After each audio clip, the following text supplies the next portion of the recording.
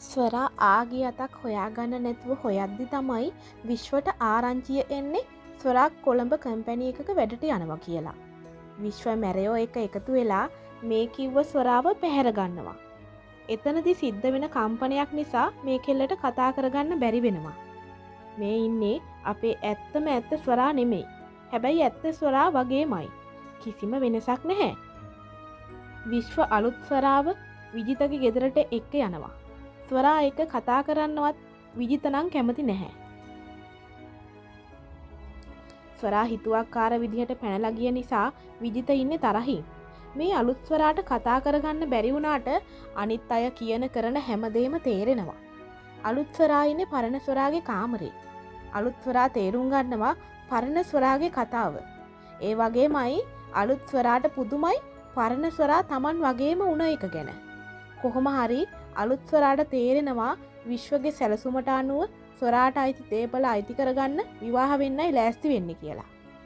ඒ වගේම දැනගන්නවා අලුත් ස්වරාගේ නමට විජිතගේ දේපල ලියන්න ලෑස්ති වෙනවා කියලා. මේ අලුත් ස්වරා මේ හැම දෙයක්ම දැනගන්නවා.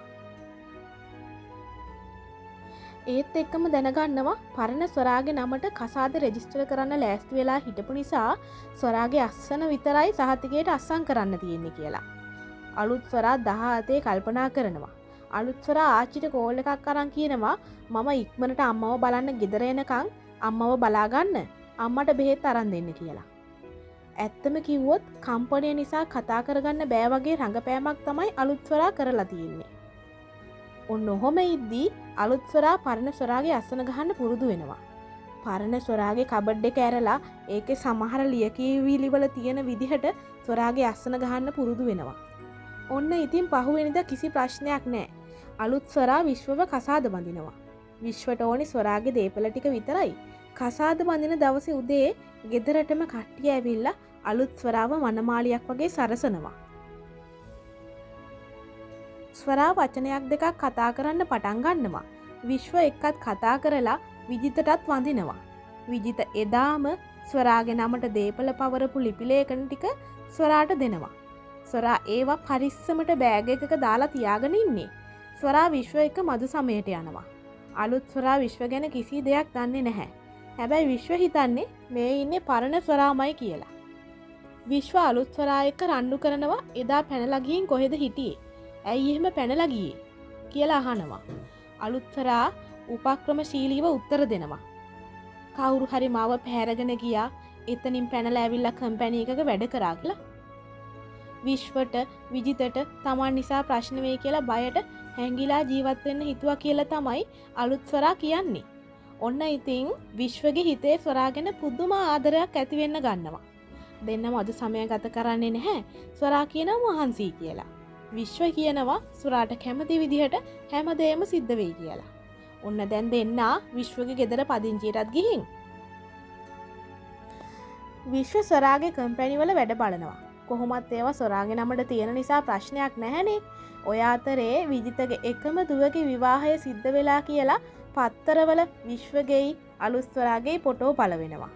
ඒක එහෙම වෙද්දී ඔන්න ඔය අතරේ තමයි ඊළඟ දුක හිතෙන කතාව වෙන්නේ. නිහාන් මැරිලා නැහැ. හැබැයි නිහාන් හිතන්නේ ස්වරාගෙන් කිසිම පණිවිඩයක් නැති නිසා ස්වරා විවාහ වෙලා කියලා. ඒ නිසා නිහාන් ඉතාලියේදී හම්බෙන කෙල්ලෙක්ව බැඳලා තමයි ලංකාවට එන්නේ. ඔය අතරේදී හිමාල සහ යාළුවන්ගේ උදව්වෙන් ස්වරාට නිහාන්ව මුණ ගැහෙනවා. ඒක කොළඹ තියෙන ලස්සන ගෙයක්. ස්වරා බලාපොරොත්තු ගොන්නක් හිතේ තියාගෙන ඒ ගෙදරට යනවා. හිමාලගේ හිතට සෑහෙන්න අවුල්. මොකද බං පිස්සෙක් වගේ බලාගත්තුවත බලාගෙන ඉන්නේ? දීප්ත හිමාලකින් ඇහුවා. හිමාල ඇත්තටම හිටියේ දුකින්. කෙල්ලගේ පරණ කොල්ල හම්බෙන්න එක්ක ආවට ඔබට දැන් දුකයි නේද? ඩොලර් එහෙම ඇහුවේ හිමාලගේ අතට තට්ටුවක් දාන ගමන්. එහෙම එකක් නැත්තේත් නෑ බං. ඒ වුණාට කෙල්ලට අපේ වාඩියේ ජීවත් වෙන්න බෑ. එයාට යහපතක් වෙන්න කියලා හිතාගෙනනේ අපි ආව මේ ගමන එක්කගෙන ආවේ. හිමාල දුකින් වුණත් එහෙම කිව්වා. ඕක තමයි කියන්නේ මචං. ආදරය බීඩියකි එය උරන්නා මෝඩයකි කියලා. දීප්ත කිව්වා. ස්වරා ඇතුළට ගියා නේද බං? කෝකටත් අපි පොඩ්ඩක් විදුල පැත්තෙන් ඉමු. ගෙදර ඉන්න මිනිස්සු කොයි જાතිය අයද කියලා අපි දන්නේ නෑනේ. කොල්ල තුන්දෙනා හෙමින් නිහාන්ගේ මහා මාලිගාවේ මිදුල පැත්තට ගියා. ස්වරා තාමත් වහලා තිබුණ ගෙදර දොරගාව හිටගෙන බෙල් එක රින් කළත් කිසි කෙනෙක් ඒ වෙද්දිත් එළියට ආවේ නෑ. ඒත් එක්කම ඔන්න මහා මාලිගාවේ දොර ඇරුණා. දෙයියනේ මගේ නිහාන්. ගෙදර දොර ඇරගෙන එළියට එන්නවත් නිහාන්ට ඉඩක් හම්බුනේ නෑ. ස්වරා ඉස්සරහට පැනලා නිහාන්ව ආදරින් වැළඳ ගත්තා. ඒ දකින හිමාලගේ හිත කාටත් වඩා ගැස්සුණා කියලා කාටවත් පෙනුනේ නෑ. නිහාන් මම දැනගෙන හිටියා ඔයා ජීවත් වෙනවා කියලා. මම දැනගෙන හිටියා. ස්වරා එක දිගටම කියාගෙන ගියේ ඇස්වල කඳුළු පුරවගෙන. නිහාන් පුදුමයෙන් වගේ ස්වරා දිහා බලාගෙන ඉද්දී ගේ ඇතුලේ ඉඳලා ආපු ජපන් බෝනික්කියක් වගේ තරුණිය නිහාන්ගේ අතින් නැද්දා. ඇයි මේ? ඇය කැඩුන සිංහලෙන් අහලා නිහානුයි ස්වරායි දෙන්නගේම මූණු දිහා මාරුවෙන් මාරුවට බැලුවා. නිහාන් ඉතාලි භාෂාවෙන් ඇයට මොනවද කිව්වට පස්සේ ඇය ගේ ඇතුළට ගියා. ස්වරා අල්ලගෙන හිටපු නිහාන්ගේ අත ඇරියා. මං විතරද ඔයා වෙනුවෙන් බලාගෙන හිටියේ. ස්වරා හැඩුම් සරයෙන් නැහුවා. ස්වරා ඔයා මොනවද මේ කියන්නේ? ඔයා නෙමෙයිද මාව අතෑරියේ? මම ඔයාව අතෑරියා නම් මෙහෙම ඔයාව හොයාගෙන එනවද නිහාන්? ස්වරා මම එහෙදී ඇක්සිඩන්ට් වුණා. මටත් හිතාගන්න බෑ ඒක උනේ කොහොමද කියලා. මම මාස ගාණක් හිටියේ එක තැන. මට කිසි දෙයක් මතක තිබුණේ නෑ. ඒ අතරේදී මට කන්න බොන්න පවා දීලා උදව් කරපු කෙල්ල තමයි මියෝනා. එයා තමයි මම කසාද බැන්දේ. ඒත් ස්වරා මට අන්තං කල්පනාව ආවට පස්සේ ඔයාව මතක් වුණා. මම ඔයාව හෙව්වා. ඔයා විශ්ව කියලා කෙනෙක්ව කසාද බඳින්න යනවා කියලා මට ආරංචි වුණේ ඒ දවස්වල. ඒ දවස්වලම මගේ අම්මත් නැති වෙලා තිබුණා. නිහාන් කිව්වේ හිතේ ඉපදුන මහා වේදනාත්මක හැඟීමකින්. මට කියලා හිටපු හැමෝම මට නැති වෙලා යද්දි හිටපු එකම කෙනාව අතෑරගන්නේ කොහොමද ස්වරා? ඒ කියන්නේ ඔයා දැන් බෙදලා. ඔව් මෙතනට ඇවිල්ලා ගියේ එයා. ස්වරාගේ ඇස් වලින් කඳුළු කඩාගෙන හැලුණා. ස්වරා හිමාල, දීප්ත සහ මාධව හෙවත් අපේ ඩොලර්ව නිහාන්ට හඳුන්වලා දුන්නා. වෙච්ච හැමදේම ස්වරා නිහාන්ට කිව්වා. ඒ තාපහු යන්න විතරයි ඉතුරු වෙලා තිබුණේ. නිහාන් මම ආපහු යන්නම්. කොහොම වුණත් මම ඔයාව හෙව්වා වගේම මට ඔයාව හම්බුණා. ඒ ඇති මට. ආදරේ කියන්නේ මෙච්චර දුකක්ද නිහාන්? කමක් නෑ. මම ඔයාලා දෙන්නට සුබ පතන්නම්. මම තරහ නෑ නිහාන්. කවදාවත් සසරේ කවදාවත් මං ඔයත් එක්ක තරහ නැහැ. ස්වරා එහෙම කිව්වා. ස්වරා මට සමා වෙන්න ස්වරා. මට ආයිත් හැරෙන්න බෑ. නිහාන්ගේ හිතේ දුකක් නොතිබුණා නෙමෙයි. ඒත් ආයෙමත් ලං නොවෙන්නම දෙන්න වෙන්නුණා. ආයිත් කවදාවත් මේ වගේ වෙන්න අපි හම්බෙන්න එපා නිහාන්. මේ කියන්නේ තරහින් නෙමෙයි. බින්දුවක්වත් හිතේ ඉතුරු වුණ ආදරයකිනුත් නෙමෙයි. මොකද අනුන්ගේ මිනිස්සුෙකුට ආදරය කරන්න මට අයිතියක් නෑ. මං යන්නම් නිහාන්. ස්වරා තමන්ට කියලා ඉතුරු වුණ සහෝදරයෝ තුන්දෙනා එක එතනින් එන්න ආවා. ස්වරා ඔය ආයිත් තාත්තා ගාවට යන්න. නිහාන් කිව්වා. ස්වරා ආයෙමත් හැරිලා බැලුවේ නැත්තේ පපුව කඩාගෙන යන වේදනාව තවත් වැඩි වෙයි කියන බයටමයි. කට්ටියම වාඩියට ආවා. ස්වරා හිමාලගේ උරහිසට ඔළුව තියාගෙන මහා හඬින් ඇඬුවා. ඇඬුවා කියලා එයා ආයිත් ඔයා ගාවට එන්නේ නෑනේ නංගි. එහෙම කිව්වේ දීප්ත. මං අද අඬලා ඉවර කරනවා අයියේ. අද අඬලා හෙට ඉඳන් මම ආයෙත් hina වෙනවා. hina වෙන්න ඕනේ. ඔයා ඔයාගේ තාත්තා ගාවට යන්නත් ඕනේ. හිමාල කිව්වා. ඔව් අයියේ මම තාත්තා ගාවට යන්න ඕනේ. ඒත් එක්කම මම හොයාගන්න ඕනි මං වගේම අනිත් ගෑනු ළමයා කවුද කියලා. තාත්තා මාව හොයන එක නතර කළේ ඒ ගෑනු ළමයා නිසා වෙන්න ඕනි. දැන් අංගී අපි ප්‍රධානම ගැටලුවක් විසඳගෙන ඉවරයි. අපිට ඕකත් හොයාගන්න බැරි වෙන්නේ නැහැ. කතාවේ ඒ පැත්තෙන් එහෙම වෙද්දී අලුත් ස්වරාගේ පැත්තෙන් කතාවත් අලුත් වෙමින් තිබුණා. අලුත් ස්වරාව අපේ ස්වරාගෙන් වෙන් කරලා අඳුනගන්න විජිතටත් බැරි වුණා. කතා බහ පවා අපේ ස්වරා වගේමයි. විශ්ව ඒ ස්වරාට ආදරය කරමින් සතුටින් හිටියා වගේම විජිතත් ජීවිතේ අවසාන කාලේ සතුටින් නිදහසේ ඉන්න පුළුවන් කියලා හිතුවා. මේ අතරේ අලුත් ස්වරා ගමේ ඉන්න ආච්චිට හොරෙන්ම කෝල් කළා.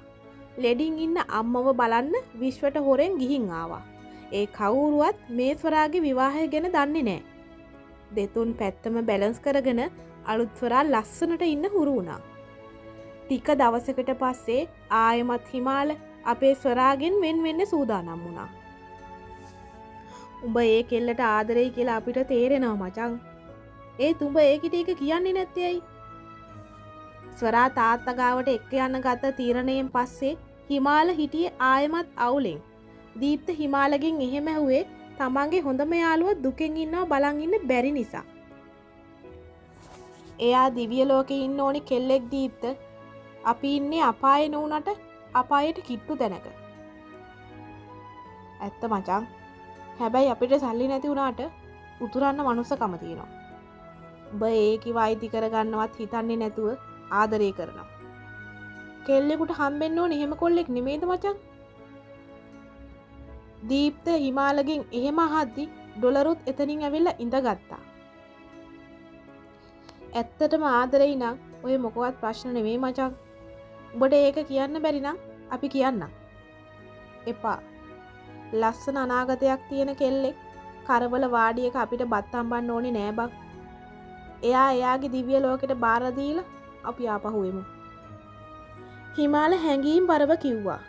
මේ හැමදේම ගේ ඇතුළේ ඉඳපු ස්වරාට ඇහුණා කියලා කවුරුවත් දැනගෙන හිටියේ නැහැ. ඒවා ඇහුණත් ස්වරාගේ තීරණය වෙනස් වුණෙත් නැහැ. කෙල්ලගේ හිතේ මොකක්දෝ ලොකු සැලසුමක් තිබුණා. කලින් ස්වරා කොල්ලෝ තුන්දෙනා එක්ක කොළඹ යන්න පිටත් වුණා. මුලින්ම Taman හැදුන වැඩුණ ගෙදර දකිද්දී ස්වරාගේ හිත ගැස්සුණා. ඒත් හිතට ශක්තිය අරගෙන ස්වරා ගේ ඇතුළට යන්න ලෑස්ති වුණා. තාත්තේ ඔයා ලෑස්තිද? දැන් විශ්ව අපිව ගන්න එනවා ඇති. ඉක්මන් කරන්න තාත්තේ. අලුත් ස්වරා එහෙම කියාගෙන ගෙයින් එළියට එද්දි ඒ පිටිපස්සෙන්ම විජිත නානායක්කාරත් ආවා. අලුත් ස්වරා ඇඳගෙන හිටියේ අපේ ස්වරාගේ ඇඳුමක්මයි. අපේ ස්වරාට Taman කණ්ණාඩියකින් Tamanගේම රූපය දකිනා වගේ පුදුමයක් දැනුණා. විජිත තිගැසිලා තරුණියන් දෙන්නම දිහා මාරුවෙන් මාරුවට බැලුවා. තාත්තේ කවුද මේ? අපේ ස්වරා එහෙම අහද්දි විජිත තවත් පුදුම වුණා. මොකද්ද මෙතන මේ වෙන්නේ? විශ්වත් එහෙම අහගෙනම ඒ වෙලාවෙම එතනට ආවේ හාස්කමකින් වගේ. අලුත් ස්වරා විශ්වගේ අතේ එල්ලුණා. තාත්තේ මම ඔයාගේ දුව. විශ්ව ඔයා එක ෆොටෝ ෂූට් එකට ගිය වෙලාවේ මට මේ මැරේජ් එක කරන්න බෑ කියලා හිතලා එතනින් පැනලා ගියා. විශ්ව හැමින් සැරේ අලුත් ස්වරාගේ අත ඇරියා. විශ්වටත් මේ වෙන දේවල් හිතා ගන්න බෑ. පැනලා ගියා. ඒ වෙලාවෙම විජිතගේ සුවිසල් නිවස ඉදිරියෙන් ට්‍රීවිල් එකක් නතර වුණා. ඒකෙන් බැස්සේ අලුත් ස්වරාගේ ආච්චි. මේ කිසිම දෙයක් කලින් සැලසුම් කරලා වෙන දේවල් නෙමෙයි කියලා කවුරුත් දැනගෙන හිටියේ නැහැ. අම්මෝ ඒ කාලේ තිබ්බ ගෙදරයි දැන් ගෙදරයි සෑහෙන්න වෙනස් වෙලානේ මහත්තයෝ. අලුත් ස්වරාගේ ආච්චි එහෙම කියාගෙන එතනට ආවා. හැමෝම තිගැස්සුණා. අලුත් ස්වරාව එතනින් ඉවතට යන්න ඉඩක් හම්බුනේ නැහැ. ආච්චි අපේ ස්වරාගේ අතින් අල්ලගත්තා. විජිත ගාව ඉන්න අලුත් ස්වරා විජිත ගාව හැදුන වැඩුණ දුව කියලායි ආච්චි හිතුවේ. ආච්චිත් පුදුම වුණා. ඒත් එක්කම ඒ ඇස්වලින් සතුටු කඳුළු හැලුණා. මයේ රංකඳ ඔයා මටවත් අම්මටවත් නොකිය ඔයාගේ තාත්තා බලන්න ආවේ. අපිට කිව්වොත් අපි ඔයාට ඉන්න දෙන්නේ නැති වෙයි කියලා හිතුවද? කවුරුත් මූණින් මූණ බලාගත්ත විතරමයි. මම කවදාවත් ඔයාට ඔයාගේ තාත්තා ගැන ඇත්ත කතාව කිව්වේ නෑ. එහෙම එකේ ඔයා කොහොමද මේවා දැනගත්තේ? මම ඔයාගේ මාමාව බලන්න යන ගමන් ආවේ. මේ පැත්තට ඇවිල්ලා යන්න කියලා. මොනවා වුණත් ඔයාගේ එක කුස උපන් සහෝදරී මේ ගෙදර ඉන්න නිසා මටත් හිතුණා බලල යන්න. ඒකයි මං ආවේ.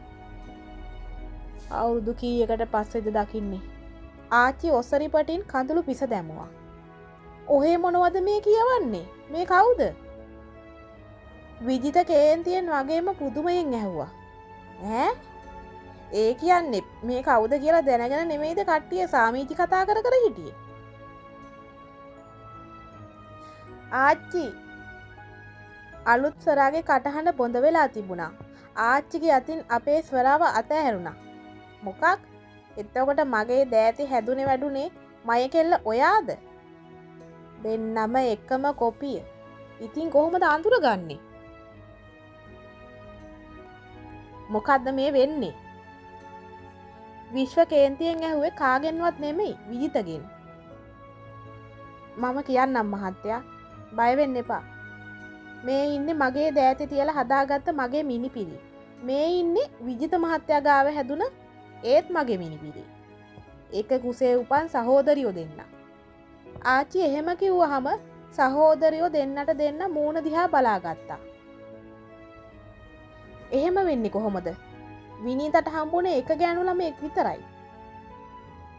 විජිත ආයෙමත් කිව්වා. ඒ අතීත කතාව මෙහෙමයි. විජිත විවාහ වුණ අලුතම විජිතගේ තරුණ බිරිඳ නිදන්ගත රෝගයක් නිසා එකතැන් වුණා. ඇයට අත්උදව්වට ආපු විනීතා විජිත නිසා ගැබ් ගන්නේ මේ කාලෙදී.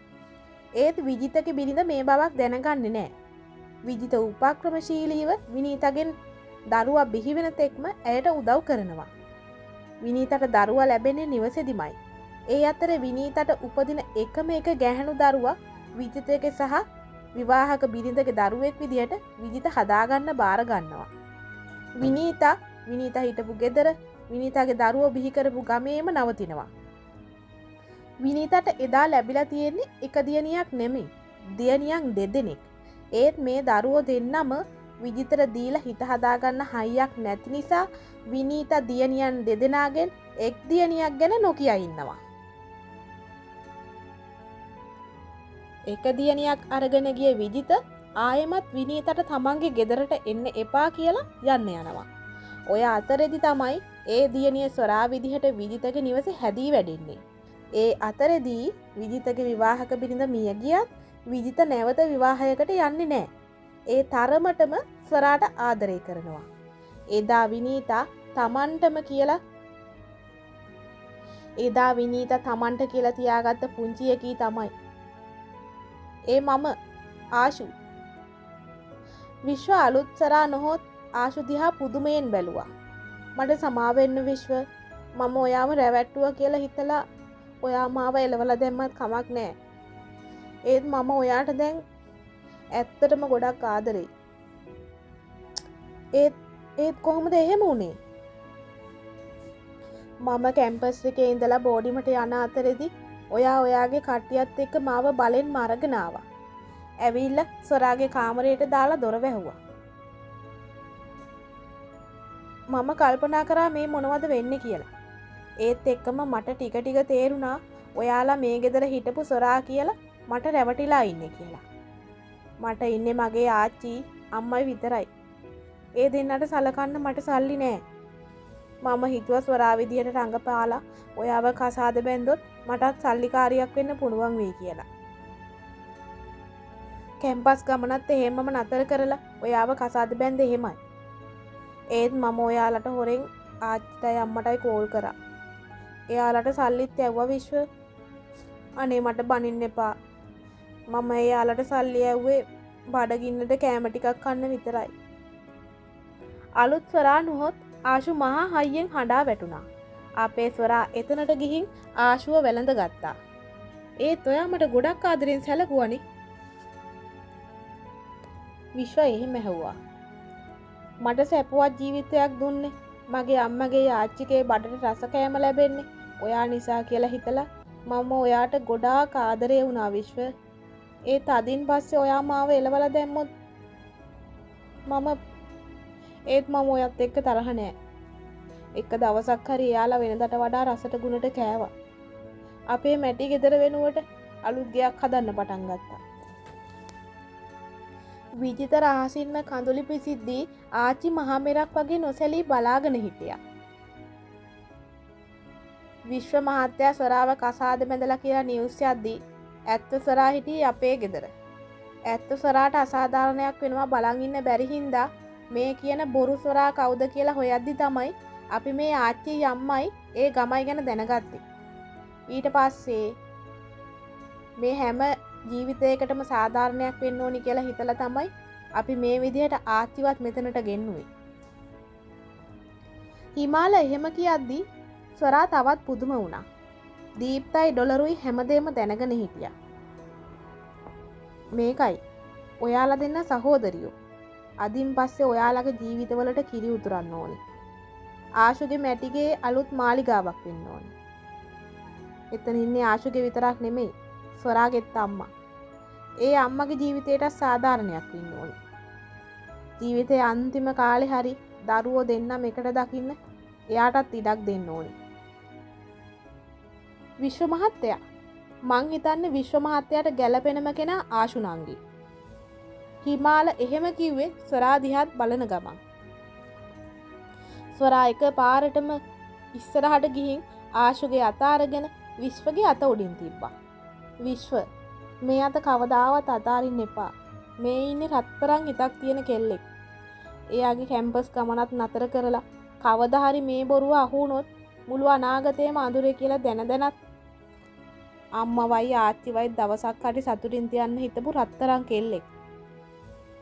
විශ්ව ආදරයෙන් ආශුව වැළඳගත්තා. මම ඔයාට රැවටිලා බැන්දා.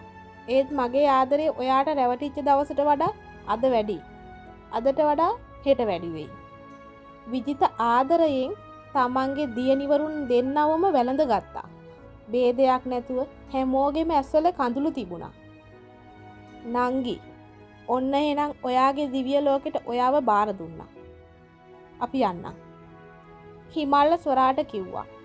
විජිත තවත් ආදරයෙන් තමන්ගේ දියණිවරුන් තමන්ට තුරුළු කරගෙන සතුටු කඳුළු වැగిරෙව්වා. හිමාල දීප්ත සහ මාධව එතනින් එන්න පිටත් වුණා. මගෙන් වෙන්න තරම් තවත් යුතුයකමක් නැහැ පුතේ. ඔයා සතුටින් කියලා මං අම්මට කියන්නම්. ආච්චි හැඬුම් බරව කියනවා ඇහුණා. හිමාල ආයෙමත් ස්වරා දිහා හැරිලා බැලුවේ නෑ. තමන්ගේ හිත බිඳෙයි කියලා හිමාලට බය හිතුණා. අපේ යුතුයකම් ටික ඉවරයි මචං. අපි යමු. උඹ අවුලෙන්ද හිමාල? නෑ දීප්ත.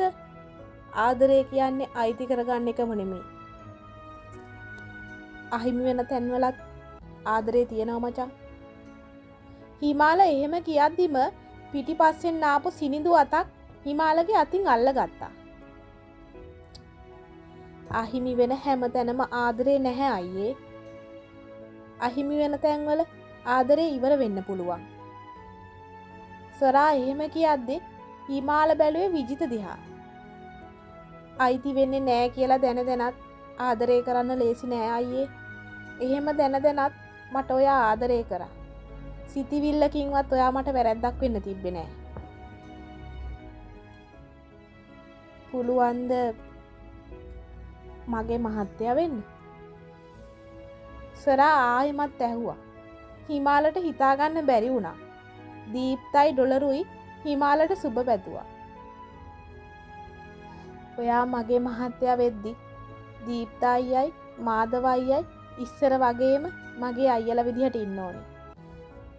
තාත්තේ ආශු මේ ඉන්නේ මගේ අයියලා දෙන්න. මේක මිහිපිට වුණ කතාවක් නෙමෙයි වගේ පුතා. සුරංගනා කතාවක් වගේ. ස්වරා හිමාලගේ අත තදින් අල්ලගත්තා. මේක හීනයක් නෙමෙයි නේද අයියේ? හිමාලගේ ඇස් දෙකේ සතුටු කඳුලක් බොඳ වෙනවා දැක්කේ ස්වරා විතරමයි. හැම ආත්මිකම මට ඔයාව හම්බෙන්න ඕනේ. අද වගේම. හැබැයි කාටත් කලින්.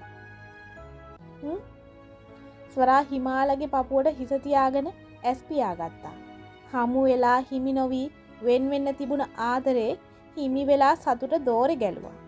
ස්නේහ කන්‍යාවියට සැබෑ ආදරය හමු වුණා. ස්නේහ කන්‍යාවී ඒ විදිහට අවසන් වුණත් ආයෙමත් අලුත් කතාවකින් ආදරෙන් අපි හමුවෙමු. පැරඩයිස් of නවල්ස් අපේ පේජ් එක ෆලෝ කරලා තියාගන්න. අපේ YouTube channel එකත් සබස්ක්‍රයිබ් කරලා තියාගන්න. ආයෙමත් ආදරෙන් හමුවෙමු.